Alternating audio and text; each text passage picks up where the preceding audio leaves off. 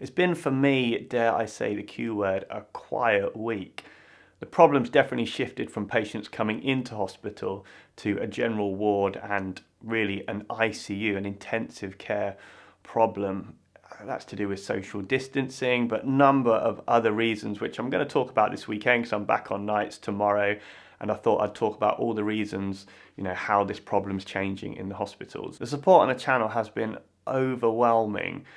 It feels great to be part of the medical community internationally, but also part of a smaller subset of, I guess, YouTubers and other people communicating in the media about what's going on. And, that culminated in that video with Dr. Mike, where I think there's 100 of us giving all our opinions. It was awesome to be part of that. So in this video, I wanted to elaborate on all the big concepts, things I've covered on the vlog before, things you've seen on other channels, and just put them all in one place and just elaborate on some of the biggest things that we need to keep in our front of our minds. First up, the virus doesn't spread on its own. People spread the virus. And you may have heard myself and other people refer to the healthcare service being on the front line here. We are not the front line. You are the front line. The public are going to be making the biggest difference in this. So don't think the sacrifice that you guys are making in being at home, in being off school, in not seeing your loved ones, reducing all the non-essential things you're doing.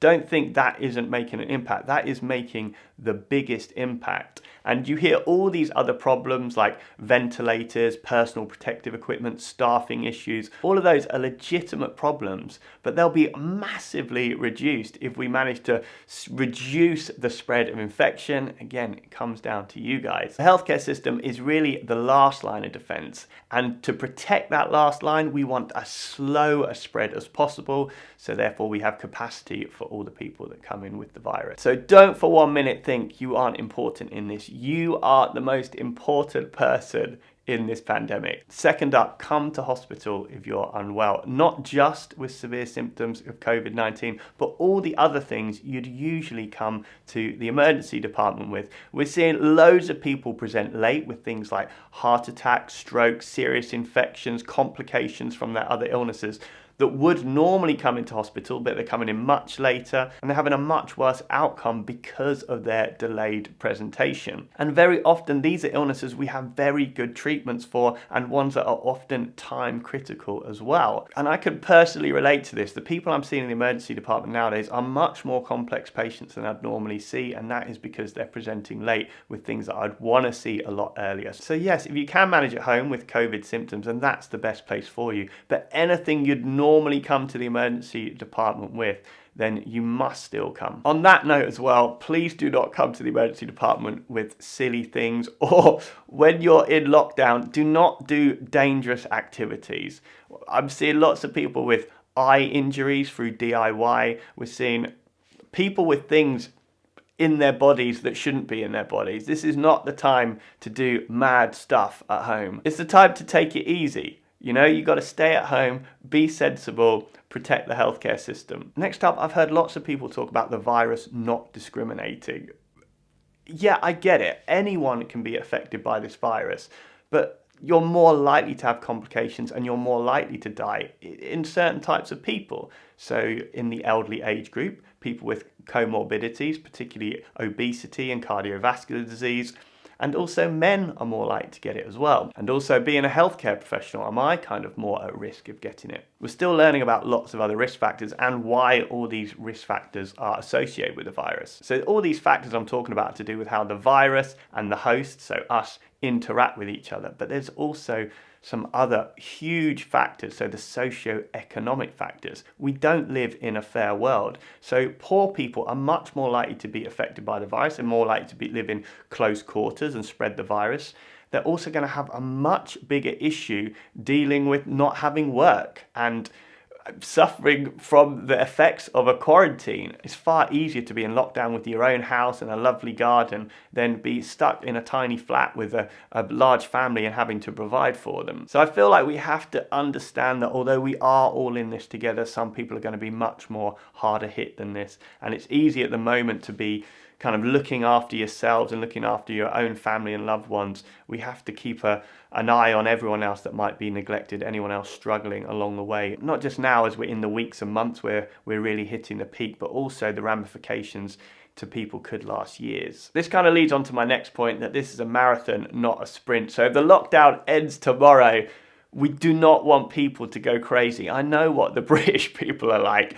I'm pretty sure people are already planning the pub crawl, and this is exactly what we don't want. Are things perfect and are people sticking perfectly to the rules? No, but we've made a huge difference with this lockdown in terms of spreading out the peak over many months. But just remember, that strategy means that we are going to be going through this for many months. We're not just going to have a peak of a few weeks, so we have to get used to this way of life. And I'm sure we're all feeling very restless. We're all missing our loved ones. We all want to do that pub crawl as soon as things get relaxed a bit.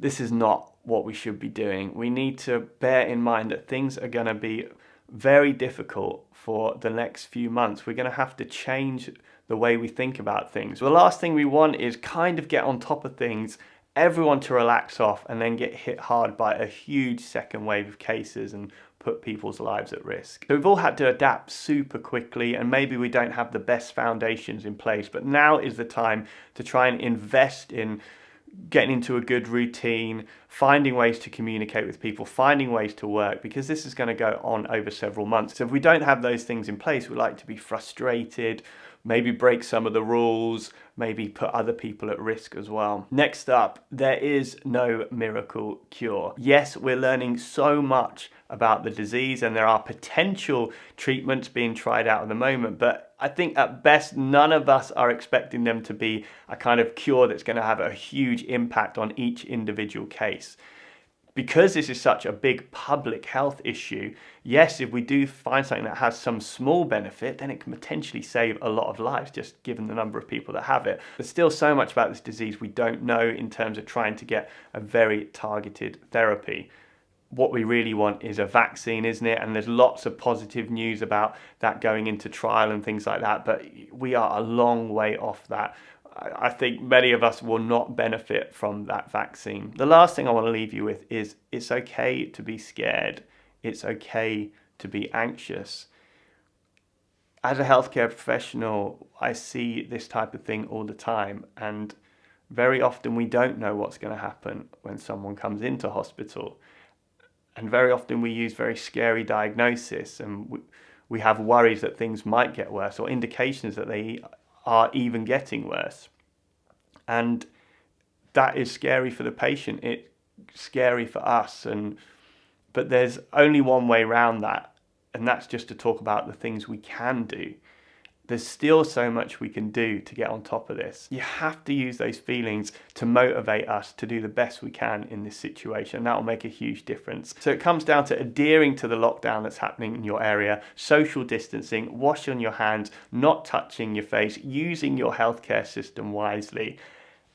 That is where we should be using all those fears and negative energy to motivate us to do those things, because that will make a huge difference and that will help settle our anxieties down, that we're feeling like we're doing the best we can. But my point is, it's all right to have those feelings. We all have those feelings, and it's a common thread that binds us together, really. I hope you're well. What a mad world we find ourselves in. I really hope this wasn't too preachy. As bad as this situation is, we're seeing so much good come out of humanity. Some of the stories I'm seeing are just amazing, and we'll continue to see that, because I think we have lost stuff in the last few years in terms of feeling connected with each other. And I think that's one positive thing that's come out, is that we are all rooting for the same thing now, all coming together in ways we were never before. And it's pretty inspiring, so we've got to keep that up. So I'll be back with some more videos soon, and hopefully I'll see you there too.